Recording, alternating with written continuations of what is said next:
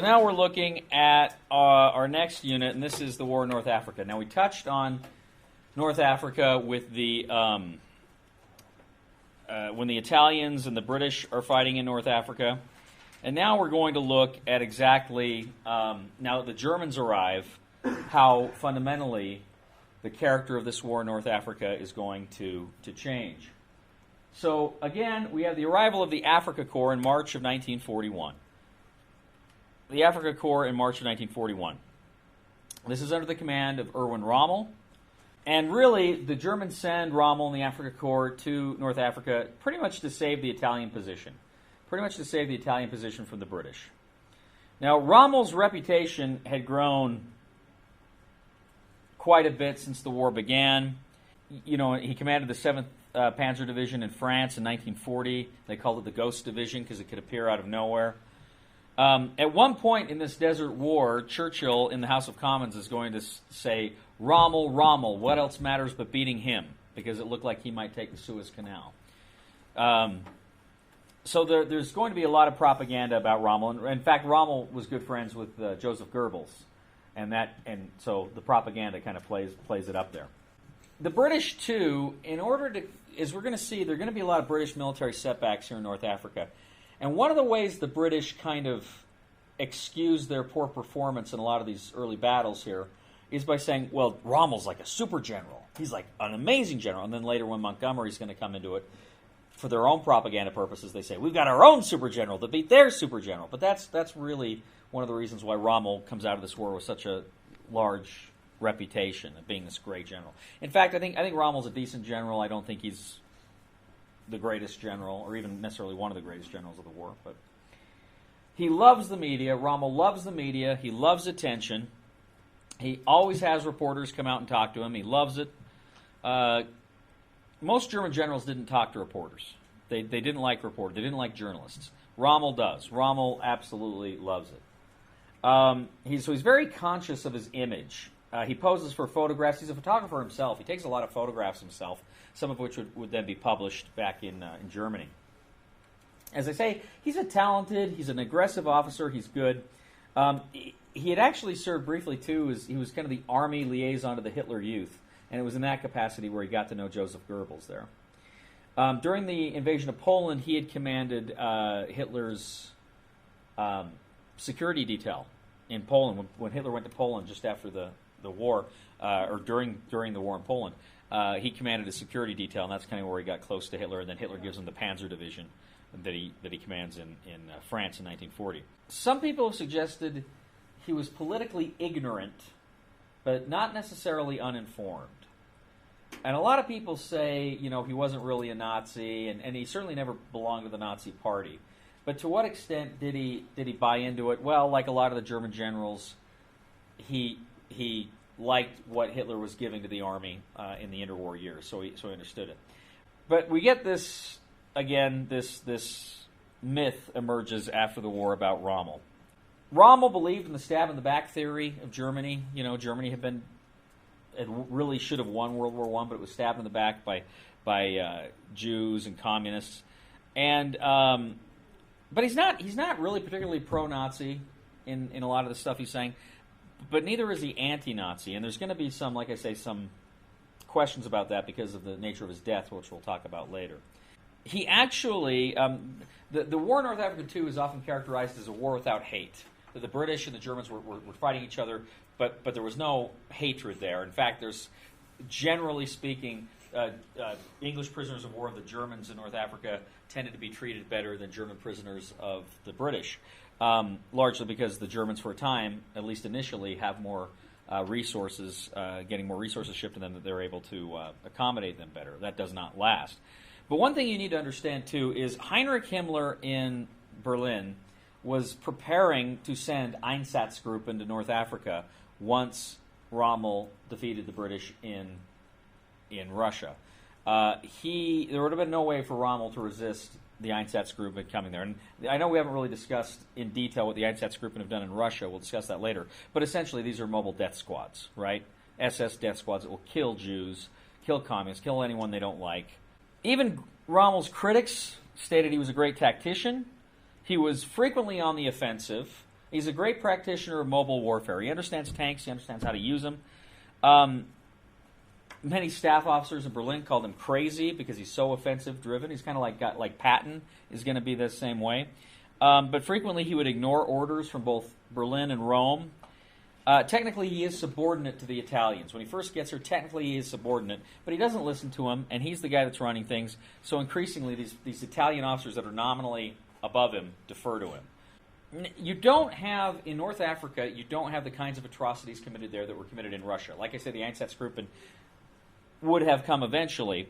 And so, again, Rommel gets this reputation as a clean general, right? He wasn't a general that was responsible for a lot of atrocities there. He didn't serve in the Balkans. He didn't serve in the Soviet Union. Had he been an officer there, he would have been involved in those atrocities. He would have been tainted there. So anyway, that's a little background on Rommel. In 1941, Rommel, remember, the British have pushed in Operation Compass. The British have pushed into Libya. Well, Rommel here, he attacks the British, and he drives them out of Libya and back into Egypt. The British counterattack and drive him back into Libya. What's going to happen is, so in early 1941, you've got this kind of seesaw thing going, but critically, after June, 22 June 1941, the German military priority is going to be where? Russia. They're sending most of their resources to Russia. So they can't send a lot to North Africa here. Most German manpower, equipment, and supplies go to Russia. And North Africa is a secondary theater for the Germans. It's a secondary theater there for the Germans. On May 26, 1942, we have the launching of Operation Theseus. I've kind of concluded some of these early battles in that up there. But in May 1942, Rommel initiates Operation Theseus. And it is intended to surround and destroy the British in North Africa. It's intended to surround and destroy the British in North Africa. Now, at this point in the war, the British have about 900 tanks. And many of those tanks are American Lend-Lease Grant medium tanks. Rommel had about 561 tanks, and about 200 of that 561, were these really inferior, light Italian tanks. They were not the good German tanks.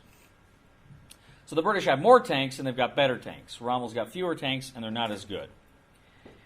But Rommel's thinking is, regardless of numbers, he has to attack. If he's not attacking, then he is going to be the one on the receiving end of an attack, and he doesn't want to be there. He'd be retreating frequently, and he doesn't want to do that. The commander of the British Army here at this time is Claude Auchinleck. Field Marshal. And he's in command of what was called the British Eighth Army. This is the British Eighth Army that's there. Well, this Operation Theseus, it culminates in the Battle of Gazala, and the storming of the port of Tobruk. Now, Tobruk, now remember, ports are very important here because, let's see, do I have, yeah. So right now, pretty much most of Rommel's supplies are coming through Tunisia and a little bit through Benghazi here, but they have to travel a long way, and he needs ports closer to his front. And if he wants to seriously threaten Egypt, he needs Tobruk. He needs to take Tobruk, okay? Now, the Rommel had tried to take Tobruk in those early battles I mentioned.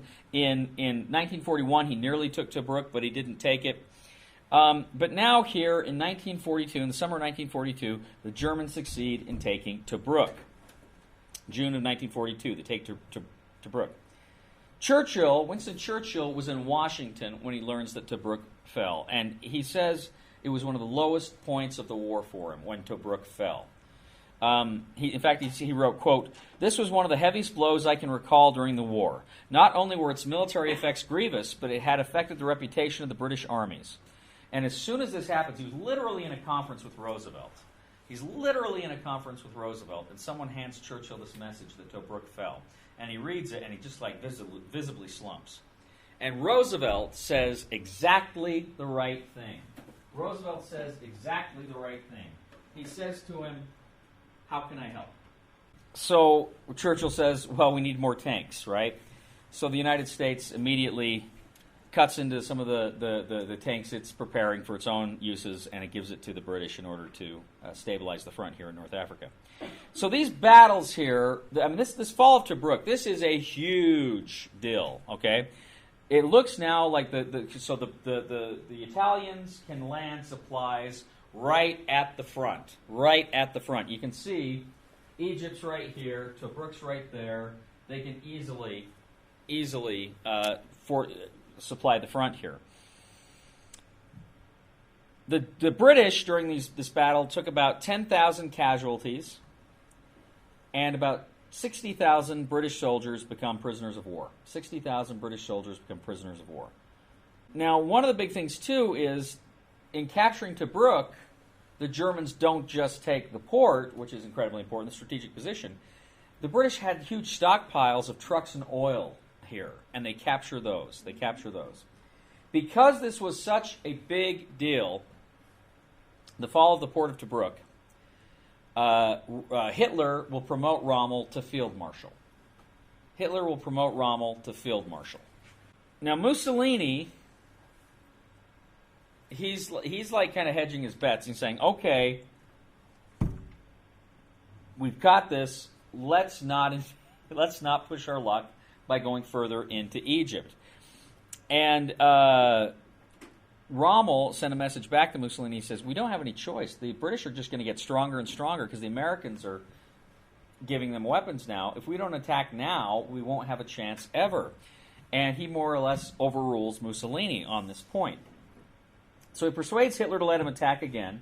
Hitler's the guy that kind of has to soften Mussolini to this idea. But again, Hitler kind of doesn't. I mean, Hitler's delighted with this is happening, but he's not really overly concerned because to him it's a secondary theater. But to Mussolini, if North Africa falls, Italy's next, and they know this, right? So they're very nervous about this thing. And again, the British are receiving more and more and more tanks every month. More and more tanks every month. Rommel pushes further into Egypt. And we have, in July 1942, the first battle of El Alamein. There are kind of a few battles here that take place within this first battle here. Rommel attacks twice. He's blunted. And then the British kind of go on the offensive there. They counterattack. The British, by this point, have received 300 new Sherman tanks. And the Sherman tank, for the Americans and increasingly for the British, is really going to be the workhorse tank of the war. It's not the biggest tank. It's not the heaviest tank. It doesn't have the biggest gun. Doesn't have the best armor. But it's adaptable. It can do a lot of roles, and they're just mass-produced, and there's a lot of them. Joseph Stalin said famously during the war, talking about his own fight in Russia, quantity is its own quality. And that's very true. Quantity is its own quality. So the British, by this point, after the battle, the British have about 500 tanks left. Most of them are these new Shermans they've got, but they got about 500 tanks. Rommel has 52 working tanks. Now remember, a Panzer division is about 300 tanks. A Panzer division is about 300 tanks. So he has about, a sixth of a Panzer division. And yet still, Rommel believes attack. But his attack, by this point, is predictable. The British kind of know where he's going to come. What he would do is he'd have this kind of just frontal attack, right? He'd just attack head on, but it was kind of a feint. And the whole point of that was to pin the British army, to bring them there to concentrate against that attack. And then he would try to flank them. He'd try to go around them like that. And he kept doing that. And by this point, the British know what his tactics are, so they kind of they create. I don't know if I've got it up here. No, they create when Rommel's attacking. They create what they call boxes. And what boxes were? They were kind of these dugouts that the British would build, spaced far apart. And in between them, they would have minefields, they would have barbed wire, and they would have kind of interlocking fields of fire.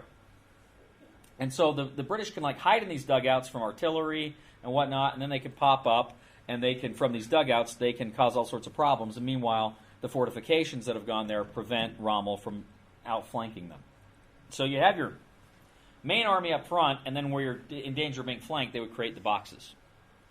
In August, we have another attack here, where Rommel's attacking, and he's more desperate.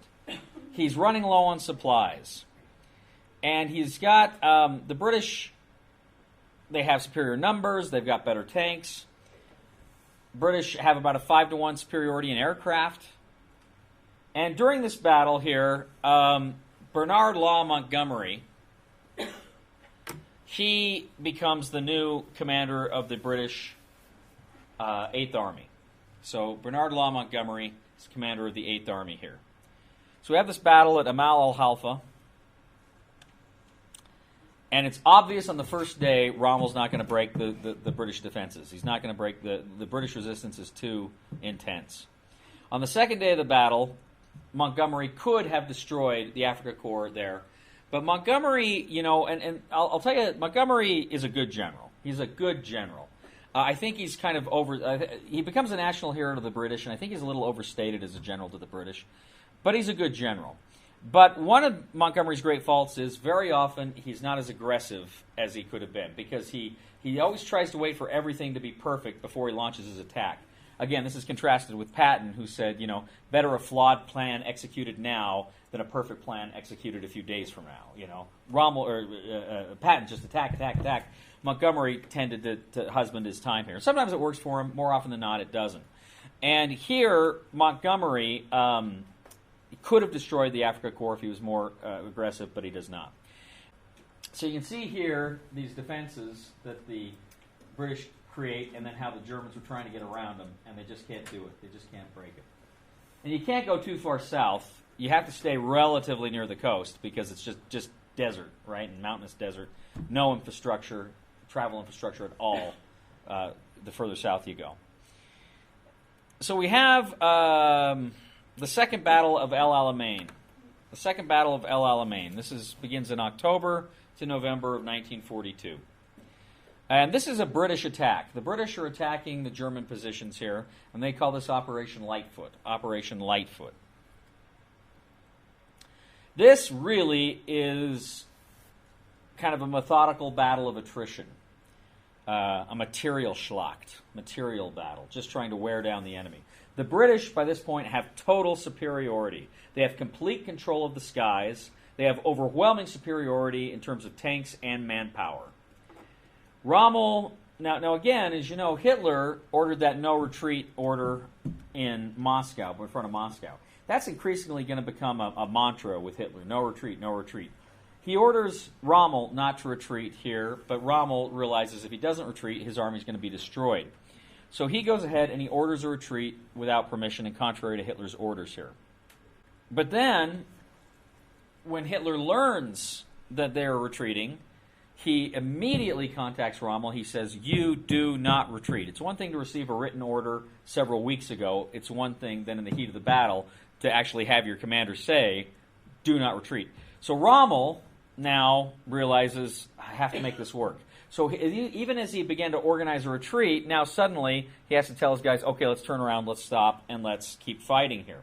This is the worst thing you could do. During a battle, you need to be smart. You need to figure things out. You need to take your time with things. You need to have a plan and stick with it, essentially. And here Rommel is indecisive. He orders a retreat, which was militarily the sensible thing to do. Hitler tells him to hold, and so he holds here. Eventually, after the fighting becomes too intense and he literally just can't hold anymore, he violates the order. He pulls his guys out again.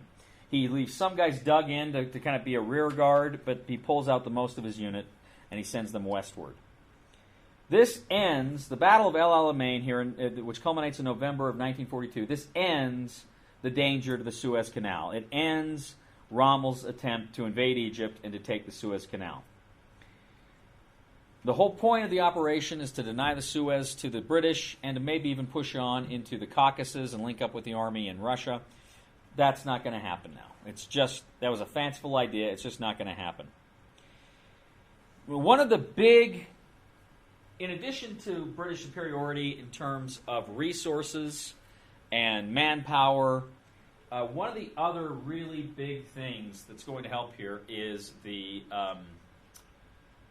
Enigma codes because they've broken the Enigma codes. And again, I think it's in Storm of War. Robert says, what was it? Montgomery wasn't reading Rommel's mind; he was reading his mail. Mm-hmm. Right. So you also have other factors in play here during this campaign.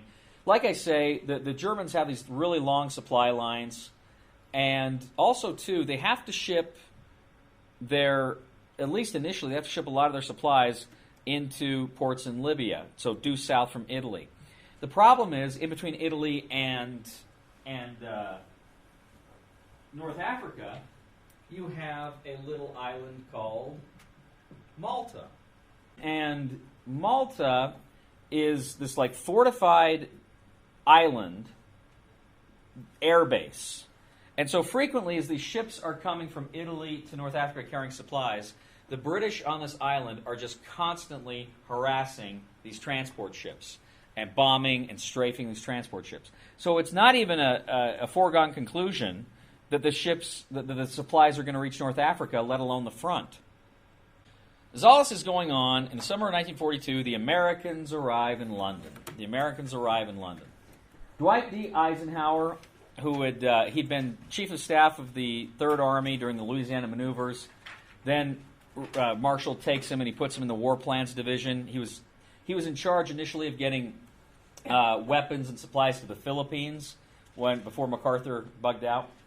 And he then is the head of the War Plans Division for a time. He just had this one office in the War Plans, and he's the head of the War Plans Division. And finally, they sent him to London initially just to kind of coordinate with the British in London. But they realized an officer they had in London wasn't doing a very good job, so they decided we're going to just make Eisenhower our guy in London, kind of the head of the American military mission to London there. So he takes up command in June of 1942 in London. And he's there primarily to oversee the buildup of American military power and equipment in England. Now this military buildup, the military buildup of supplies in England, of American military supplies and formations in England, was called Operation Bolero. Operation Bolero. Eisenhower and Marshall and other American leaders, their attitude is,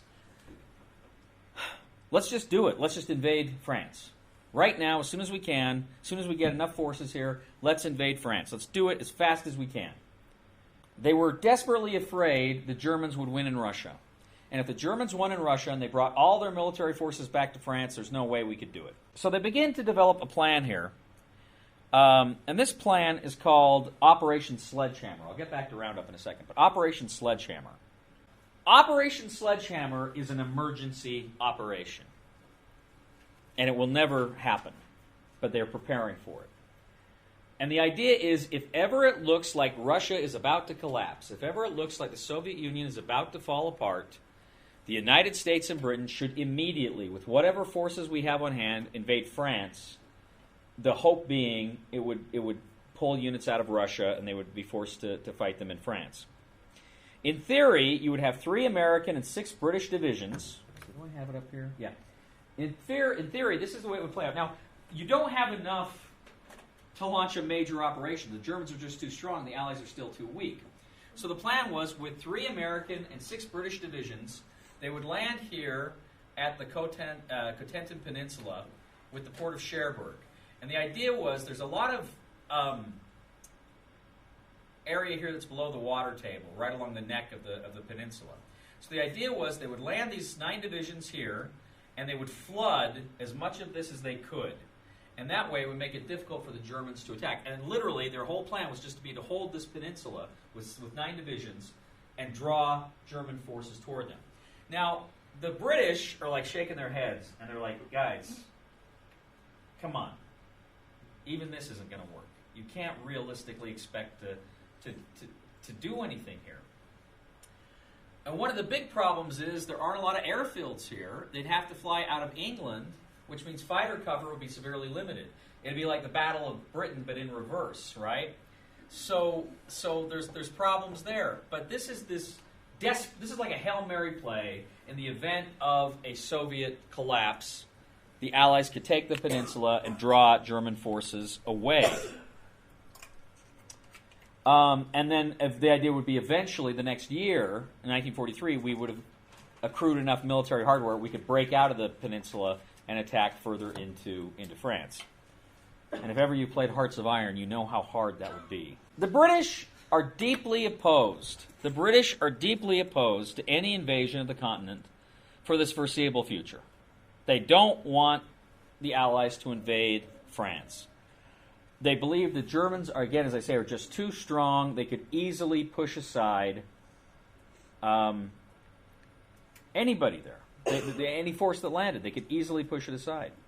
Instead, they actually champion another idea, and this was called Operation Gymnast.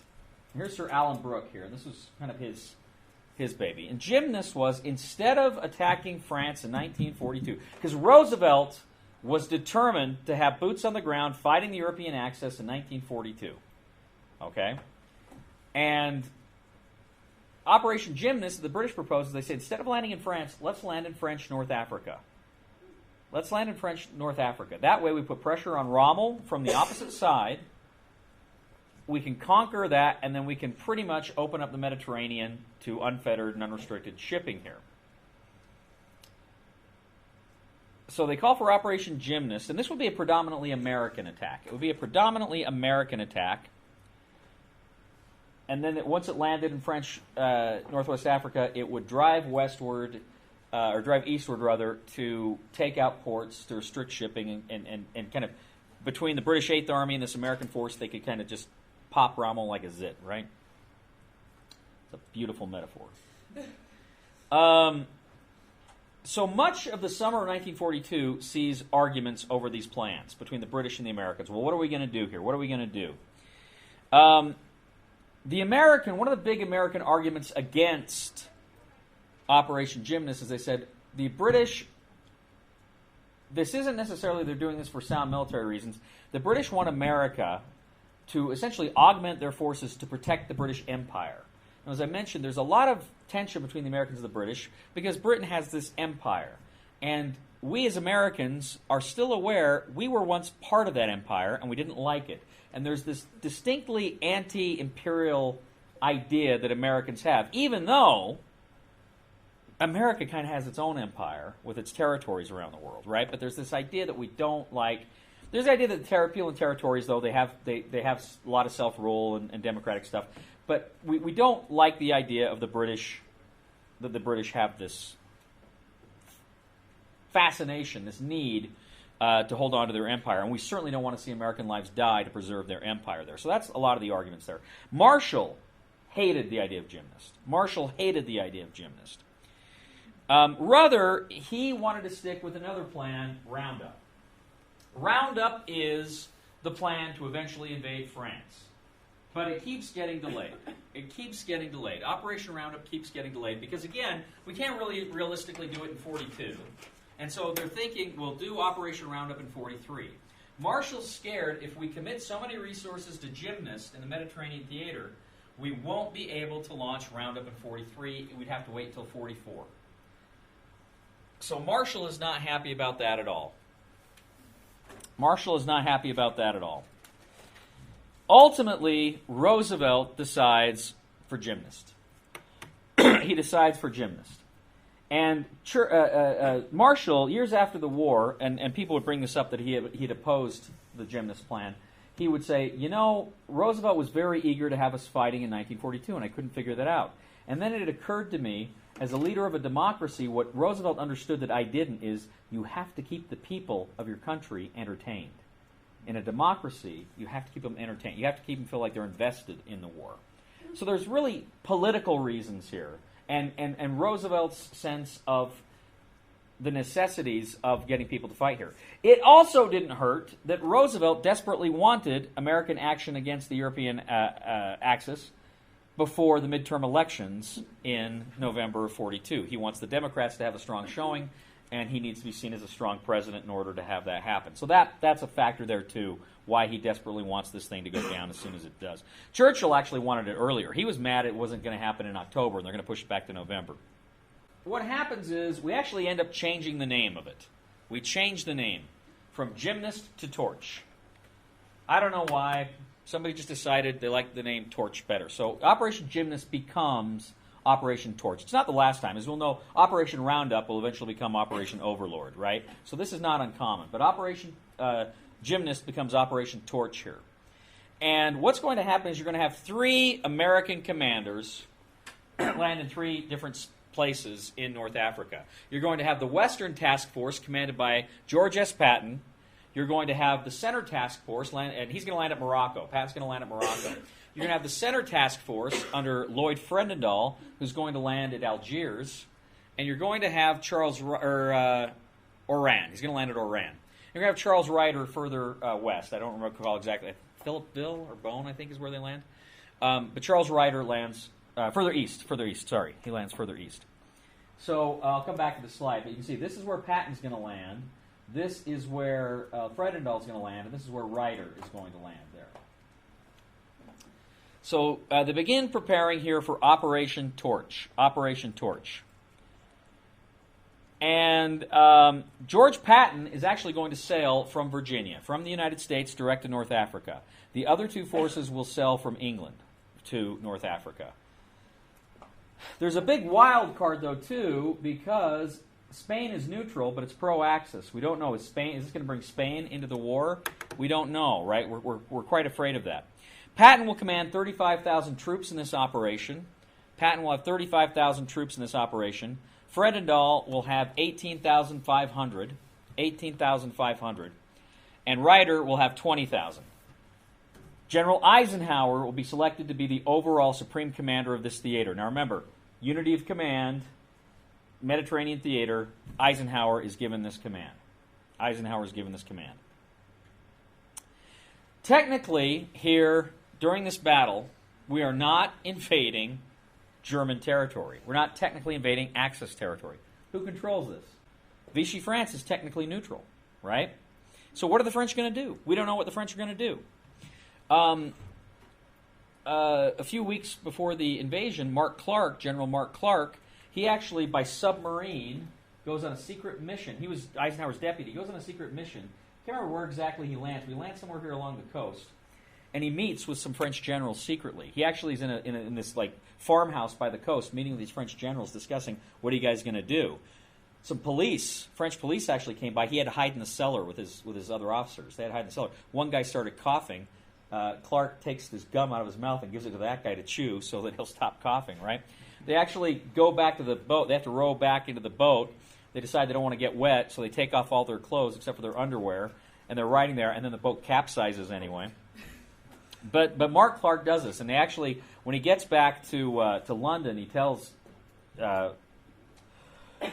Eisenhower about what he did, and Eisenhower said he'd make sure he got the Distinguished Service Medal for it. And Clark nearly got it twice in World War I, and it was like this thing he kept fighting for years to get it, and he finally will get it because of this. But the Allies actually try to enlist the help of, so that's Mark Clark, the Allies actually try to enlist the aid of Henri Giraud. Henri Giraud. He was a French general that was captured by the Germans in 1940, and he had actually managed to escape, and he made his way back to France. And now Eisenhower is saying, we need you, because you're a very respected French general, we need you to order forces in North Africa not to oppose us. We need you to order this. They bring Giraud, Eisenhower at this point, right on the eve of the invasion, literally with about a day to go, they're in Gibraltar. They bring Giraud to Gibraltar, and Giraud supposedly literally goes up to Eisenhower and says, my general, I'm here to relieve you. He believed he was going to take over the operation. And Eisenhower said, no, that's not what you're going to do. Give us this, he said, give this order, and you will be essentially in charge of French North Africa. We will put you in charge of French North Africa. But he keeps saying things like, well, but my family would expect me to be the general in charge. And he's like, the guy was just impossible. And really what it was is he was hedging his bets. Because if this thing falls apart, he doesn't want to throw his reputation in with this if it goes south, right? But Eisenhower's just banging his head against a wall trying to get this guy to support this thing. And just make a statement. Just make a simple statement here. Well, he doesn't do it. He doesn't do it. So finally they're like, fine. Certainly, they had even kept Charles de Gaulle out of the loop. Charles de Gaulle didn't know what was happening here. because they didn't trust him. They thought people on his staff would leak the information. And Charles de Gaulle was not respected by the Vichy regime, right? He was seen as being this rebel, so he couldn't have done it very easily. But on November 8th, 1942, just as German and Soviet troops are slaughtering each other by tens of thousands of Stalingrad, the Western Allies, the Americans, land in North Africa. Hitler immediately... Hitler was actually giving his... Well, what happens on November 8th in Germany? What are the Germans doing on November 8th? Every November 8th, 9th. It's the anniversary of the Beer Hall Putsch, right? So Hitler's in Munich giving his annual address about the Beer Hall Putsch. And as he's giving this speech, he learns that the Allies have invaded North Africa.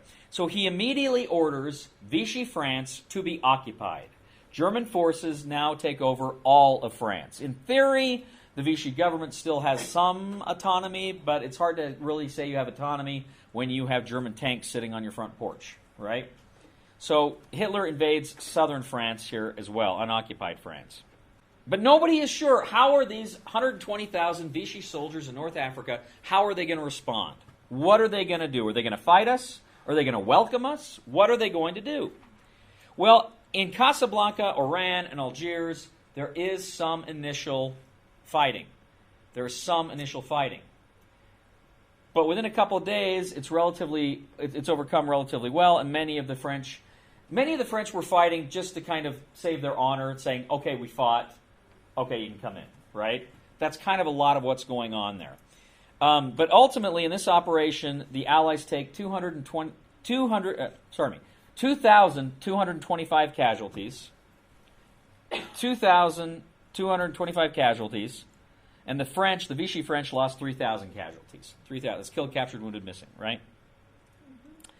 Now, as soon as the Allies land in North Africa here, the Germans and the Italians start landing tons of troops and material in Tunis, in Tunisia, in ports. They now have to fortify themselves because Rommel's still retreating back here from the British Eighth Army, and the Germans need to protect Tunis. So they start sending massive amounts of military aid into Tunis to protect it there. Those forces had been there to defend Italy. They've been in Italy to defend Italy, but now they need to defend Tunis. Hitler believed the best way to defend Italy now is to defend North Africa. He kind of starts to see this real possibility that Mussolini had long predicted. So it's much a political decision as a military decision to move these units to North Africa here. But the Axis supply lines, as we talked about, they're tenuous. You've got the British, you see here, the British aircraft on Malta can attack the supply lines there.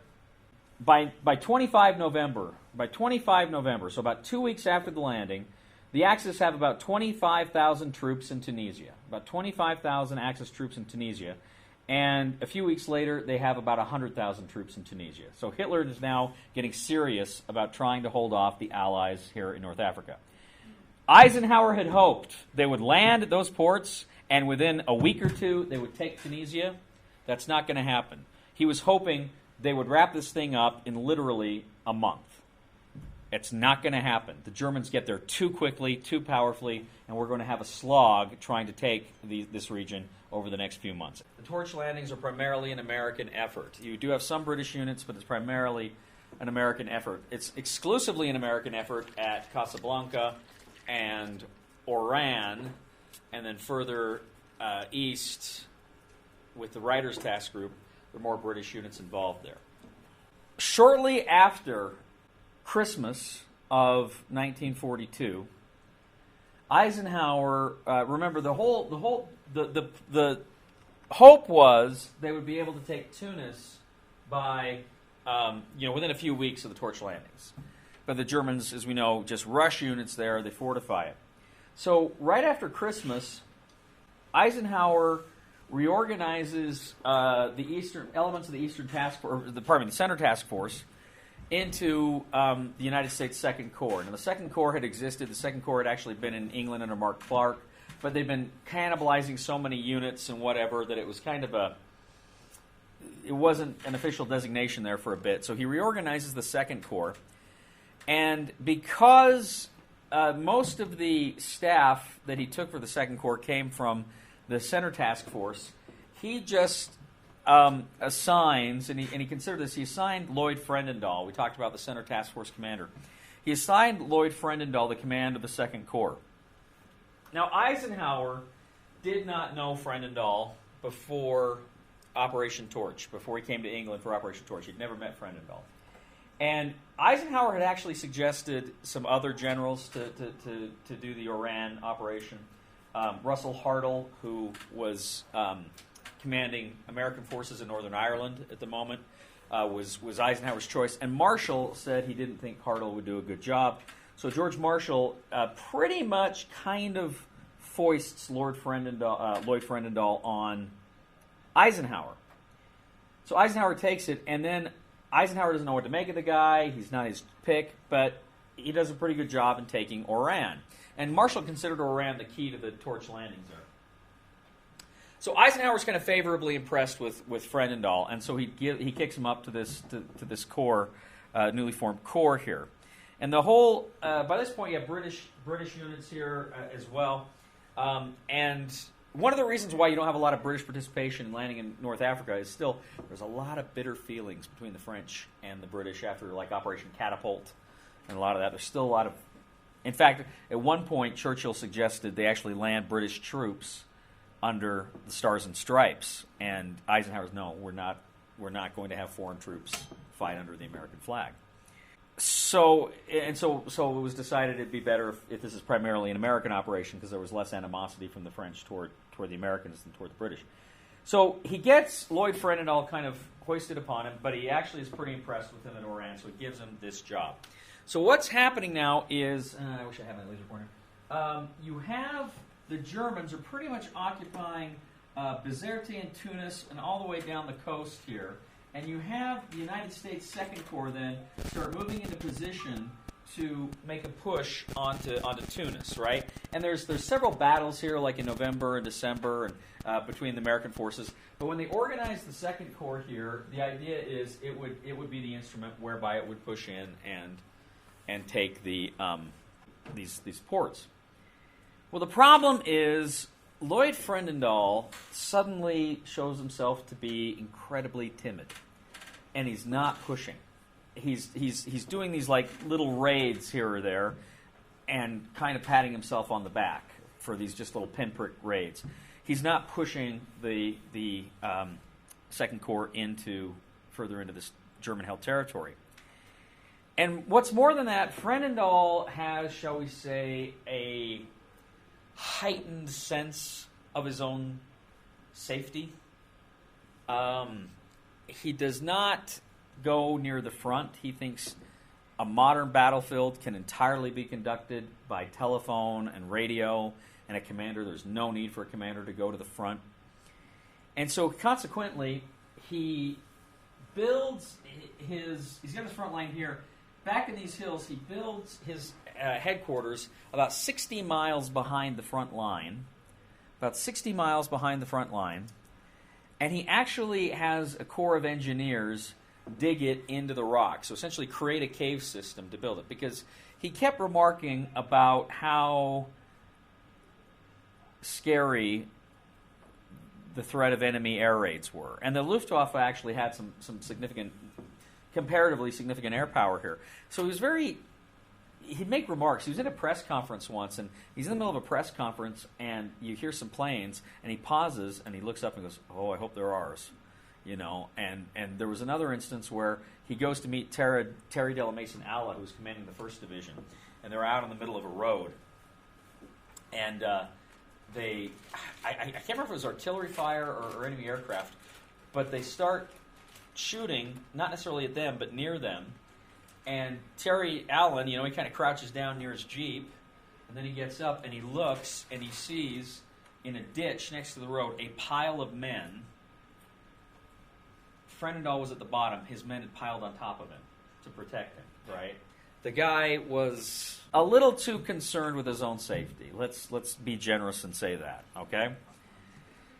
Eisenhower's writing letters saying, you need to be more aggressive. You need to, come on, you need to move. You need to make things happen here. And he's not really responding to it. Well, this is all well and good. In fact, Kenneth Anderson. So technically, the second Corps is organized now under a British unit called the British First Army. Okay, so you have the British First Army. It's under a general named Kenneth Anderson, and then Eisenhower's over the British First Army. Okay, so you got Eisenhower, the British First Army, which has several units, including the American Second Corps. Kenneth Anderson actually said to Eisenhower, he was talking about Frenendal, he says, "Surely you've got better men than this."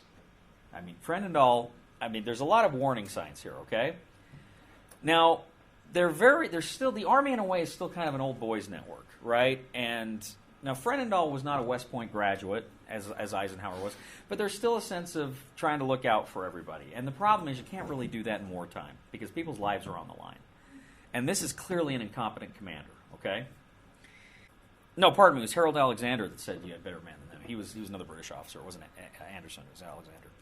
But anyway, one thing Frenendal does too is he doesn't really concentrate his force. He kind of has it spread out. And he has it spread out in such a way. Now, like if you're defending, it can be a good thing to spread out if you have like interlocking fields of fire and you can support each other. But he's got his units pretty far spread out on this plane here. So the way he's setting out his units is pretty scary. And what's really scary is what happens here in the middle of February of 1942. The Germans attack. And this is the Battle of the Kasserine Pass. You can see Kasserine's right here. Okay, Kasserine's here. So this is the Battle of the Kasserine Pass. And this is essentially an attack by Erwin Rommel. Erwin Rommel's had assembled a force here in order to essentially hit hard against the Second Corps, hit hard against the Americans. There's a belief the Americans were green, which was, of course, correct. But also, too, he thinks, he's got Montgomery behind him coming from Egypt. And he realizes what they're doing. They're going to try to squeeze him. So he thinks Montgomery's too powerful, but if I hit these kind of green Americans, maybe I can force them back far enough that I can buy time and breathing room for us to continue fighting here in North Africa. So in this battle, in the vicinity of Kasserine, of the attack, the United States, the United Kingdom, and Free French forces number about 30,000 men. So the Allies about 30,000 men. Rommel's got about 22,000 men under his command. So Rommel's outnumbered, okay, by nearly a third. And yet, Rommel hits with such aggressive spirit, with such fighting power, that the Americans, they're not in positions to support each other. They begin to fall back. And to make matters worse is just as Rommel is doing this, the Allies are kind of reorganizing their air command. So no one kind of knew exactly who to take orders from because they're kind of integrating it between the British and the Americans. And so there's poor air response. And some of the airfields were too far forward, and they're actually quickly overrun by the Germans. So the Kasserine Pass, this is the very first battle of World War II in which the U.S. Army is going toe-to-toe with the Wehrmacht. Okay? The U.S. Army is going toe-to-toe with the Wehrmacht. And Rommel's attack devastates the Second Corps. As I say, American units, in some cases, they're not even retreating. It's a rout. They're throwing their stuff down and they're running. Now, this goes on for several days. Eventually, the Americans are able to kind of regroup, reorganize, and the British kind of come to bear. And they're able to hold the tide. But really, fundamentally, what stops Rommel here more than anything is he runs out of gas. He runs out of gas, and he runs out of the ability to sustain the offensive. So on February 23rd, Rommel calls off the attack, and he begins to fall back on Tunisia and his supply bases. Overall, in this battle, there were 3,000. The Allies take 3,000 men killed and about another 3,000 captured and wounded. The Germans lose about 1,600 men killed, captured, and wounded. So about 1,600 casualties total for the Germans. So about 1,600 casualties for the Germans to 6,000 casualties for the Allies. Okay? Despite the fact that it's an ultimate victory, pretty much everyone sees this as a fiasco. the United States Army got its clocks cleaned. If the Germans had been better supplied, potentially who knows what damage they could have done to the United States Army here. Okay, the U.S. Army just simply was not ready for it. And again, a lot of the fault you have to lay at the feet of Lloyd Frendendahl.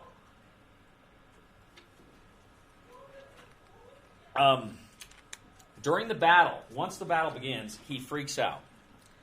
And Eisenhower's scared to death because he realizes he's got this guy there who doesn't know what he's doing. So he instructs a division commander who was working for Patton. His name was Ernest Harmon. He sends Ernest Harmon to Frendendahl's command center. And by this time, Frendendahl had moved. He was a little closer to the front by this point. But he sends this guy to the command center. And Frendendahl this time is a two-star general, and I think the guy that arrives, I think Harmon this time is either a one-star or just a newly minted two-star. But Frendendahl outranked Harmon. Harmon comes up to him, asks for the situation, and he tells them. And Frendendahl looks at Harmon and says, "What do you think? Should we retreat?" I mean, he's asking this junior officer who just arrived if he should retreat. And Harmon said, "Hell no, we'll stay and fight." Frendendahl says, "Yes, that's what I think too. I'm placing you in command. I need to take a step outside for a minute." He proceeds to his quarters, and he takes a nap for literally 24 hours. For a day, he is incommunicado. By some accounts, he was drunk.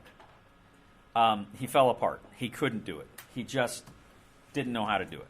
And I could go on and on talking about other problems with Frendendahl. Frendendahl's just a total incompetent. Shortly after the battle, he will be relieved of command, and he'll be sent back. And again, this is something I don't understand. They're still looking out for this guy. They promote him to lieutenant general, 3-star general, and they give him a training army back in the United States. They say, well, he can still train people. And it's like, there comes a point where you just need to realize this guy is not very good and get rid of him. But Eisenhower was looking out for him, had some sense of loyalty toward the guy for whatever reason. And then, most crucial of all, do you know where Lloyd Frendendahl was from? Laramie, Wyoming. One thing too, in those battles, like in November and December, as they're trying to make their way toward the Tunis. There's one battle where you have an American captain by the name of John Waters is captured by the Germans. And John Waters is significant, among other things.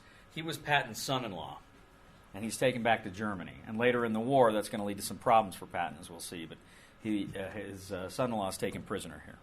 You need to see it. It's a great film. But right at the very beginning, this is where the movie starts out. Right after the Battle of Kasserine Pass, and Eisenhower takes command of the Second Corps, and he kind of is trying to whip that unit back into shape here.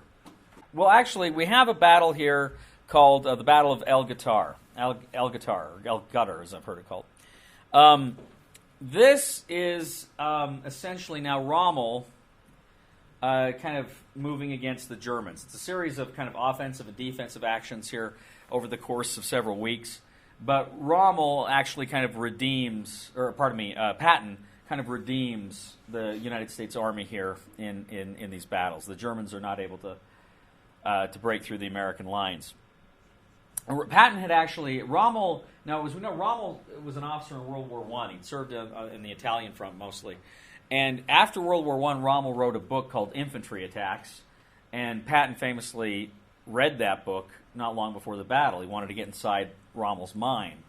And there's that great scene in the movie where he says, "Rommel, you magnificent bastard, I read your book!" So that's what that's referring to there. But seriously, see that movie. Make it a point to see the movie Patton. It's a great film. Not 100% historically accurate. Now, the Africa Corps eventually here is going to get kind of reorganized. It had actually been reorganized earlier. They weren't calling it the Africa Corps by this point. But toward the end of its life here, this German formation in Africa is called the Panzer Group Africa. Panzer Group Africa. And it is now, under Rommel's recalled to, it looks like North Africa is going to be lost. Hitler does not want to lose Rommel there, so he calls Rommel back to North Africa, and now it's under the command of Jürgen von Arnim. Jürgen von Arnim, general. Because of because of Patton's success in Battle of El Qatar, the way he used minefields, the way he kind of like would hit and give as good as he got. Of course, Eisenhower's very impressed with him. And he elevates him, he kicks him up, he gives him command of the United States 7th Army. Now, the 7th Army is currently training for an invasion of Sicily. So Patton's not going to be involved with the last act here in North Africa. Instead, the 2nd Corps will now be given to Omar Bradley, who will subsequently have a much bigger role we'll see later in the war. That's Omar Bradley. He's, again, the head of the 2nd Corps after Patton. Kenneth Anderson, he is, again, in charge of the British 1st Army. So, again, kind of the command goes, you've got Bradley leaving the Corps. He's under the charge of a British Army, the 1st Army, which is all under the command of the Supreme Commander, Eisenhower. Remember the principle of unity of command we had at Arcadia? Eisenhower's the Supreme Commander of North Africa here. But in these weeks that follow... El Qatar, you have the British, the Americans, the Free French. They push this German army group further and further toward Tunisia. It finally has to fall back on Tunisia to hold it, Tunis and Bizerte. And finally, they just can't hold out anymore. The Axis forces, on 13 May 1943, surrender to the Allies. 13 May 1943. The Allies take approximately 250,000 prisoners. 250,000 prisoners. Now, the North Africa campaign had lasted just shy now of 3 years. It was just shy of 3 years. And all told, the British lost, in those 3 years, 220,000 casualties. The British lost 220,000 casualties. Again, killed, captured, wounded, missing. Just dead, as far as the Germans go, they're dead, not counting their other casualties. Their dead in that same period was about 19,000. And the Italian dead was about 22,000. If we look at both Free French forces and Vichy French forces, they took about 20,000 casualties in North Africa. About 20,000 casualties in North Africa. And the United States will take about 18,000 casualties in North Africa. 18,000 casualties in North Africa. Now, for Germany, this loss in May of 1943, this is going to be almost as big a loss to the Wehrmacht as the Battle of Stalingrad, which we'll talk about here in our next unit. This is a massive, massive loss for the Germans. Hitler is forced to concede. North Africa is lost. And now, from the Axis perspective, Southern Europe is vulnerable to the Allies. The shipping lanes for the British are open. The Suez Canal is no longer in any kind of danger. This is a major strategic victory for the Allies in this war. And yet, there's still a long road ahead to ultimate victory. Okay?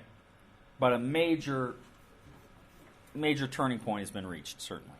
Southern Europe is now vulnerable to a potential attack. The British shipping lanes through the Mediterranean are much more secure than they were. And the Suez Canal is no longer threatened.